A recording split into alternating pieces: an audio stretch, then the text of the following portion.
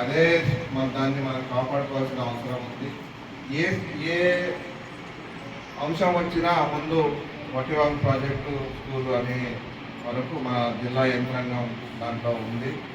కాబట్టి అందరూ కూడా మరి స్ఫూర్తిని మనం తీసుకొని మరి మరింత బలోపేతం చేయాల్సిన అవసరం ఉంది మన పాఠశాలను. మరి ఈ విద్యా సంవత్సరం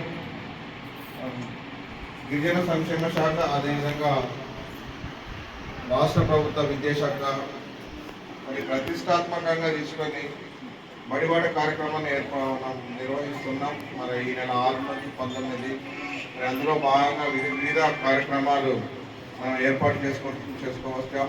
మరి ఇక్కడి ప్రగతిని చూస్తే ఇందాక సార్ చెప్పినట్టు 14 మంది జాయిన్ అయ్యారంటే అభినందనీయం. అందరికీ అభినందిస్తున్నాం. ముఖ్యంగా బడిబాట సందర్భంగా బడియుడు పిల్లలందరూ కూడా 5 సంవత్సరాల నిండిన పిల్లలందరూ పాఠశాలలో ఉండాలి.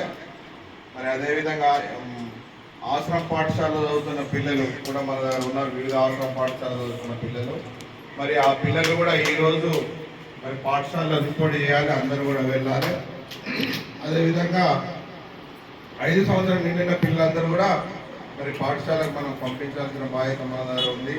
మరి ఆల్రెడీ మన రికార్డ్ ఈ సంవత్సరం పుస్తకాలు, ఈరోజు 12వ తారీఖు ఇవాళ పుస్తకాలు, కాపీలు, వాళ్ళ డ్రెస్సులు, అన్ని విధాల సదుపాయాలు కల్పించడం జరుగుతుంది. మళ్ళా రేపు ఇక్కడ అక్షరాభ్యాస కార్యక్రమం, మనము బాసర సరస్వతి ఆలయానికి అంత దూరం ఆర్థిక స్థితులు బాగలేక వెళ్ళలేకపోతాం. సమయభావం వలన మన గిరిజనులు అంత దూరం వెళ్ళలేకపోతారు. కావున ప్రభుత్వం వాళ్ళ కోసం ఇక్కడనే సామూహిక అక్షరాభ్యాసం కార్యక్రమం పెట్టింది. రేపు ఈ కార్యక్రమానికి మోవాడ్ కాంప్లెక్స్, దంతన్పల్లి కాంప్లెక్స్ మరియు ఆసిఫాబాద్ గర్ల్స్ కాంప్లెక్స్, ఈ కాంప్లెక్స్ల నుంచి 100 మంది విద్యార్థులు ఉంటారు. అలాగే వాళ్ళ తల్లిదండ్రులు ఉంటారు.